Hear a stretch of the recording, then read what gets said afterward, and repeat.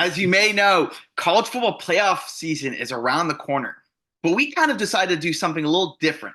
Since this is a political podcast channel, we decided, well, rather than college football, to do political. Now, we know that college football playoffs is instituted for the first year, the 12-team playoff. Now, we're doing something a little different. We're having 16 of, well, let's say, the most prominent political figures go head to head and debate each other, see who we would think would win in a debate. Now, are you ready for this challenge, Cooper? I had originally pitched the idea of them being a physical altercation, who actually would win in a fight, but I think actually this idea was much better from Zach. So, Yeah, I think some of the people on the list would get knocked out in one punch from the other. So, a matter of due, let's start this podcast. So, I got 16 names here.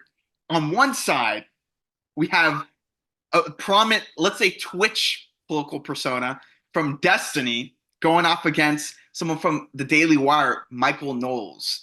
And on the other bracket, we got Tulsi Gabbard, as you know, is now the Department of Intelligence under the Trump administration, going against Sam Harris. Howard Stern, this might be an interesting one. He's, as you know, a radio host going off against Russell Brand, another interesting person. Guy kind of looks like Jesus. So let's see how that would work. Megyn Kelly, another one who is also a political person who is actually infamous, I think, for moderating the debate between Trump. Was it Kamala Harris? I think it was Kamala Harris in 2016 when he said making fun of Rosie O'Donnell. I think she was the one who asked him a question about Rosie. it was the Republican primary debate. Republican primary debate. Yeah, so she was moderating that one. So that might be an interesting one. And she's going against Candace Owens. So we'll see how that one will work. As you know, Candace Owens is no longer in the Daily Wire, and you know she's is seen to be controversial nowadays. Okay, on the other side of the bracket, we got Jordan Peterson. You could say OG, classic. This guy's been around forever, going against another prominent debater, Charlie Kirk. So I think that's my favorite bracket so far. I think that's a really strong bracket. But on top of that, we have another, let's say, interesting figure, Alex Jones, going against. Actually, I would say this is a really funny one, Cenk Uyghur, if this actually ever happened. So those two people would be a great selection. And on the other bracket, we got Jon Stewart going against Ben Shapiro. I think this would be a good clash on terms of one Democrat, one Republican. Then last but least, we got Tucker Carlson, another prominent figure. He is known to have challenging and interesting different points of view. He's going against Van Jones, so a CNN commentator. So, given that list, are you ready, Cooper? Yeah, I'm ready. I'll have to do some back thinking of all the times I've ever heard any of these people talk. And to preface this, that this was a randomized list that we had developed. And so the order was randomized on who got against who. And I think that makes it a little bit more interesting, more fun. But I think I'm ready. Yeah, yeah. No, I actually spun a wheel on my app to see who actually got selected. So this is definitely random. But okay, matters do. Let's start, Cooper. All right, as you know, first bracket, this is going to be a Twitch streamer, Destiny, and as you know, had some controversies recently, going against. I don't know if we have to. I don't know if we can even list that on this channel. But going against Michael Knowles on the dating. I wonder if they've actually debated before. I kind of feel like they have, and that might be an interesting dichotomy here. Is a lot of these people have definitely debated each other multiple times. But I'm gonna judge this purely based off of their ability to construct an argument and then hold that argument and then maybe persuade people. So while ideologically I'm gonna go with the conservative every time, it might be interesting to see who I think actually would win in debates via strategy. This one I don't think is one of those cases. The Destiny is a very prominent figure. He goes on tons of debate style formats. He's done Ben Shapiro. For sure he's done a bunch of kind of lesser, smaller conservative individuals. But he kind of always has the same strategy, and it's not very good, right? compared to someone like Michael Knowles, who, just like many other people on this list, debate people on college campuses and students. So he also has a ton of rounds of dealing with left wing arguments. While this seems a little bit biased on the side, I'm going to have to give the knock to Michael Knowles, obviously, on this one, because the actual strategy that Destiny seems to implement all the time is he just says kind of outlandish things and repeats them, like the same thing that you said, back at you. And then it's not really, he just says it in a way that seems like, oh, your idea is silly. I think there's a very interesting case of this happening when Destiny was debating, I believe it was Jordan Peterson. Mm-hmm. And it was just kind of a nightmare. But so the first bracket, I'm gonna have to give that one to Michael Knowles. Actually, I think I know what clip you're talking about with him, but I think he was also in Pierce Morgan, and there was another instance where I think that was Michael Knowles actually on Pierce Morgan, and he made a point that Destiny couldn't figure out. So I think a lot of times, I think it has to do with the fact that he's not really prepared for the debates rather than conservative Democrat. Now, it is an interesting case, conservative Democrat who would win in that situation. But oftentimes, I also think, and a lot of times, a debate, it's not only what you say, it's how you present it. And a lot of times, Destiny seems like to lose his chill a lot of times. And I think Michael Knowles seemed like to be more composed in a debate. So, I mean, that's the same thing. That's the thing that I'm also measuring on this too, is who can keep their composure. Because obviously, the first person to call another person a name is the first person to lose a debate. Exactly. And also who's able to be on their toes a lot more. Michael Knowles, for example, has to be on his toes all the time when he's getting questioned by college students, each question being different. And so things can come from weird angles and people making bad arguments. So I'm taking all that into consideration for this. Great. Yeah, I would agree with you. Round 2, we got Destiny. So on the other side of the angle, this might be an interesting debate. Tulsi Gabbard versus Sam Harris. Now, again, I think Sam Harris is not technically a Democrat in this side, and Tulsi Gabbard was a Democrat, so she is a Democrat. But so it is an interesting case, people with, I guess, shifting points of view, because now you see Sam Harris kind of going to the Democrat side rather than Tulsi Gabbard going in the Trump administration. So you kind of see an interesting contrast. And I would say both people are very good at debating within themselves. So this, I think, is a hard bracket. What do you think, Cooper? Yeah, Sam Harris is absolutely the left's biggest intellectual, I would say. He's kind of their equivalent of the Jordan Peterson type. Different arguments and ideas and things I talk about, but he's kind of their, like when you think of their most intellectual person, he's kind of the person that you think of. And he's had very great prominent debates, which people that I think he's actually won a lot of them against top conservatives, even though I disagree with what he's saying. I think he describes the arguments very, very well. Compared to Tulsi Gabbard, really, she had a few really good debate performances when she was running as presidential candidate in 2020. And that was really against Kamala Harris, which, yes, she basically completely destroyed her aspirations to be president in that election.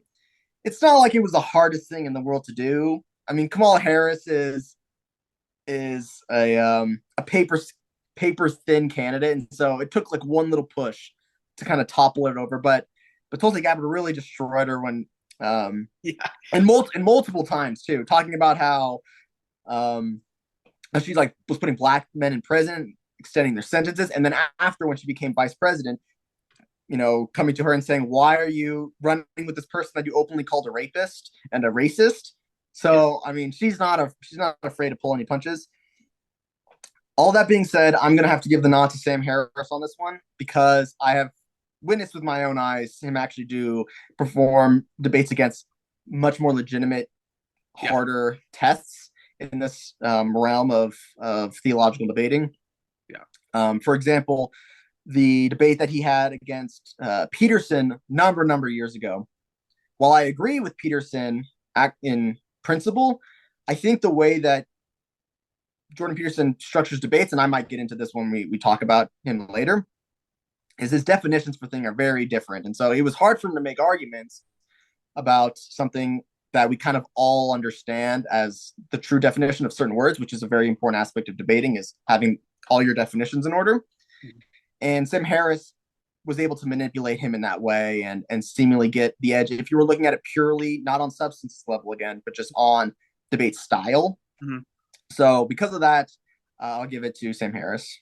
Yeah, I think it's an interesting point. I think Tulsi Gabbard, I actually thought that was great. A point. I think you're referring to the time when she was talking about how she said she was saying something that was she said she would be easier on criminals, even though she was probably one of the toughest prosecutors. She was giving like sentences to a lot of people on like really mild cases like marijuana charges. So I think that's what you're referring to. It was an interesting point because it's kind of the hypocrisy of what Tulsi Gabbard said. And then you're referring to Sam Harris. I actually do agree with you. I think Sam Harris is a better debater. It's simply due to the fact that it seems like he has a lot more practice reps. I mean, he went Jordan Peterson, Ben Shapiro, Eric Weinstein. I saw on Very recently, yeah. yeah, that was a good one too. So yeah, I would agree. It's still Sam Harris over Tulsi Gabbard, though I think it is a difficult one. Okay, now this is more of a joke round. I know we went pretty serious for those two. Now we have kind of, I would say, two bullshitters. Howard Stern, as you know, radio commentator, and Russell Brand, the Jesus man, the guy who looks like Jesus. So I think actually, and these are like two polar opposite people too in terms of looks. I mean, have you seen Howard Stern compare to Russell Brand? So They kind have of, the same hair. They have similar hair. do they? Pretty sure. I think Howard Stern has Kind like of more edge. long and kind of curly. Yeah. Okay, in that way, I guess. But Howard Stern is more of like an afro though, and though they're both curly, I think you're right. But yeah, Mm-hmm. this is a great pick. I don't know how long they'll last in this Yeah, bracket. so But clearly yeah, a joke pick to throw Howard Stern in there. Howard Stern hasn't been relevant in what 20 years or something like that. I don't know. yeah. Um, so obviously it's kind of we're being funny here. Um, but I'm gonna have to say, I mean Russell Brand right off the bat. I'm gonna have to say he's gonna have to take this one because Howard Stern not really much of a debater, not really much of an interviewer at all either. I know he was really popular for a longest time at the start of his career, giving spicy interviews to celebrities and getting them to say weird things. But in actuality, his interview style, which again, different from debating, is horrendous. It's terrible. It's asking the most basic questions ever and then just like reiterating them again. So he is not talented and even speaking doesn't deserve the clout he gets on his radio. So I mean, this is an easy one. I'm gonna have to go Russell Brand. And clearly takes this one. We don't have to spend too much more time on it. Yeah, no, I agree. I would. I mean, I don't think either of them are great debaters, to be honest with you. But in this situation, I think Howard Stern just yells. He doesn't really say anything. So yeah, Russell Brand. Okay, let's go beyond that one. All right, in our next bracket, two last bracket until the other side. Megan Kelly versus Candace Owens. Now you got two females. Of course, in the politically talent, we're very inclusive. So we have two females that we have going up against each other. Well, girl power, obviously. But okay, Mm-hmm. we got Megan Kelly. I mentioned a little bit about her situation with Donald Trump, though I think she's a very intelligent woman. And also, I think the other Candace Owens is a very intelligent woman. I think prior to actually Daily Wire, I think she was a lot better, and she had a lot of people on board who were pretty smart, and she debated on her channel. So, who would you say in this situation, Candace Owens, Megan Kelly? So, from what I'm aware of, Candace Owens is doing pretty good now, kind of on her own. I haven't heard too much about kind of what she's doing, but from what I've been hearing is she's jumped back a bit from leaving Daily Wire a number of months ago, probably a year or more at this point. So she is also one of those individuals that also does a ton of speaking tours on campus, and is kind of famous for some of the clips that have gone viral. Not as much as everyone else, but she has a couple that have been viral where she kind of destroys a student Oh yeah. when during a question and asking period in one of her talks. That being said, I think Megyn Kelly just has a little bit more cool left to her Mhm. when things get a little bit more debate heavy in the debate. Yeah. For example, and there's a clip that I know it might be unfair because this was when Candace Owens was pregnant. She says she kind of half-handed this person's argument. She's like, I don't need to deal with these dumb questions. Like, look at me, I'm pregnant. The world's tough, so wear a helmet. And basically, that's what she says. And in that kind of half-handedness, I'm going to deduct like a tiny percentage off it because this is a really close one. I can really give it a toss up either way, but I'm going to give a tiny slight edge to Megan Kelly because I think she would keep her cool a little bit more. And I'm not saying that Candace Owens would like freak out and start yelling and calling people names at all, but these tiny incrementalness of how you say things and how you present yourself, like you were saying, it all matters. And Yeah. especially when all I'm looking at is forming an argument and um and trying to persuade an audience, Yeah. I think that is kind of important because people will see that emotion come through a little bit more. So I'm gonna just tiny gonna give it to Megan Kelly, but that's a hard one actually to pick.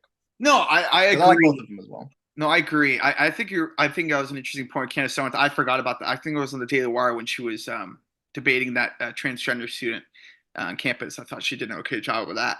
But I think I agree with you, and I think the reason why is because I think it's also the perception, like you're saying.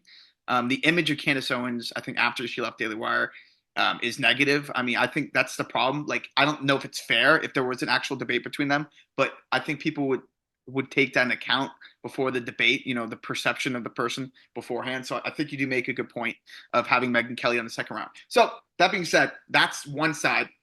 Now let's look at the other division on the other side. Now we're going. This one might be the hardest bracket. I'm gonna give it to you though, right here, Cooper.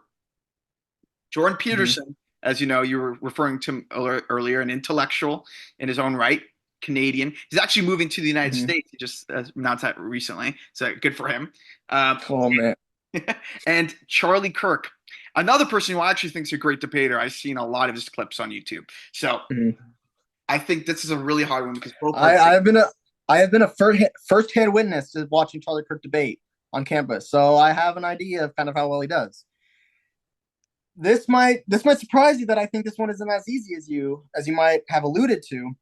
I'm gonna have to give Charlie Kirk on this one, Ooh, and I'll describe a little bit. I adore Jordan Peterson. I think he is. I would describe him as a philosopher actually of one of the best of our modern era right now. And so it kind of hurts me to say this a little bit, but the way that he constructs arguments is not always the most sound to a general public because he uses, for example, his definition of truth is very different than what you and I are us having a normal conversation would say with is yeah, truth, and which I believe this was the discussion he was having with Sam Harris, right, which was what is truth, right? right. And Jordan Peterson is believes that what truth means is whatever is good Mm-hmm. versus whatever is correct, to use kind of a synonym for the word truth. Um, and that's kind of an interesting, weird way to kind of have that theology. And it kind of gets him into hot waters because that's how he based all of his understanding on the truth is what is good. And this is apparent to a lot of the people that he debates where there's this kind of grace period where they have to understand on what on earth is he talking about. Um, Example of this would be when he interviewed Richard Dawkins not too long ago, and that was kind of a mini debate with the moderator and such. And Dawkins just could not understand basically the arguments Jordan Peterson was saying because he's using a different definition, a different dictionary than what we would normally think. And so Dawkins was like, I don't understand. You're saying these words and they're not meaning what you're saying. And while I, as an outsider who knows how the way Jordan Peterson talks, I can understand and I can filter out through what that is and understand what he's actually saying. Right. Most other people can't do that. And that's not great for mass wide debate format and stuff like that. And so on that, I'm going to have to knock Jordan Peterson a little bit.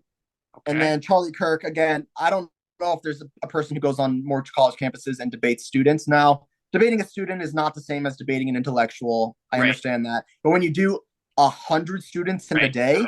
and then another 100 students in the next day, and another 100 students the next day, during the election time, Charlie Kirk, and I have a little bit of information on this, he was going to every single campus in Arizona, whether it was a community college, a Yeah. trade school college, like a Yeah.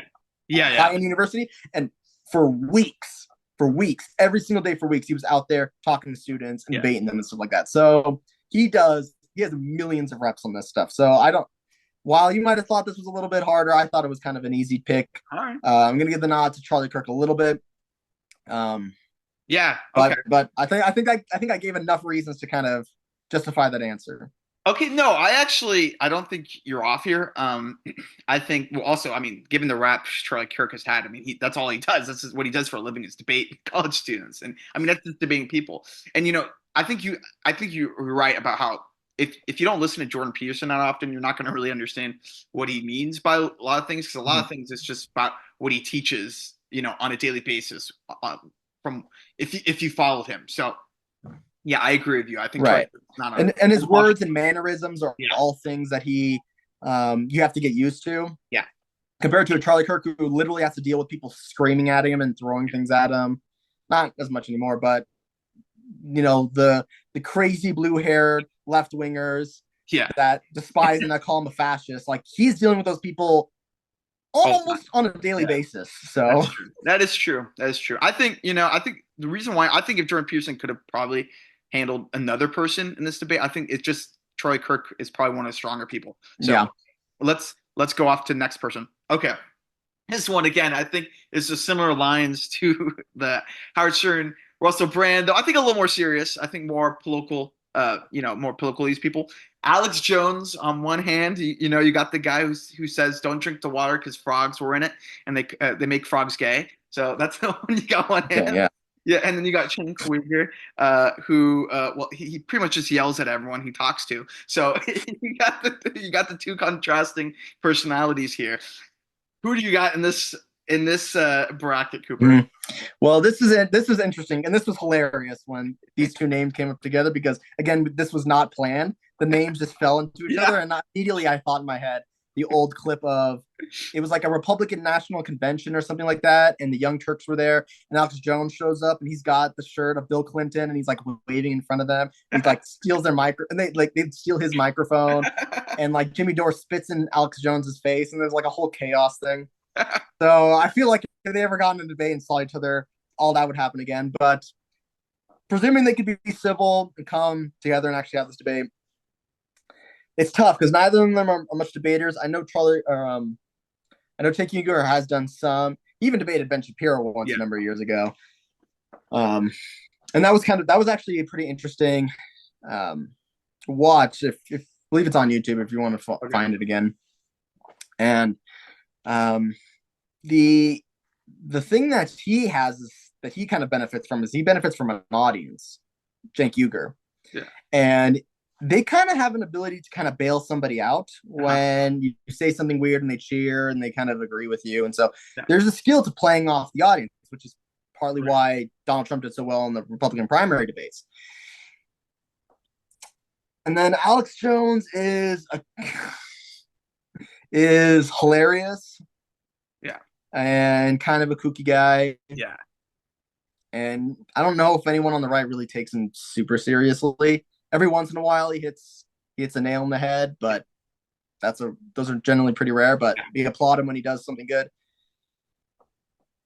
I to say to sound like I'm being biased here, I'm gonna tiny give it to Alex Jones. Interesting. While they're not really debaters, it's really hard to say, and there's not a whole back catalog of debates I can think of that they were doing. Mhm. But at least every single time I've ever seen Cenk Uygur, like you were saying, Yeah. when he decades ago when he was on MSNBC or something when they had him on like a tiny spot and he was trying to make his way into television. Yeah. It devolved every single time in an interview he was having to shouting and name calling and things like that. And I've seen him be civil a few times, but when he's in his own space, like he's on his show or he's on a friendly network, he gets more animated and stuff like that.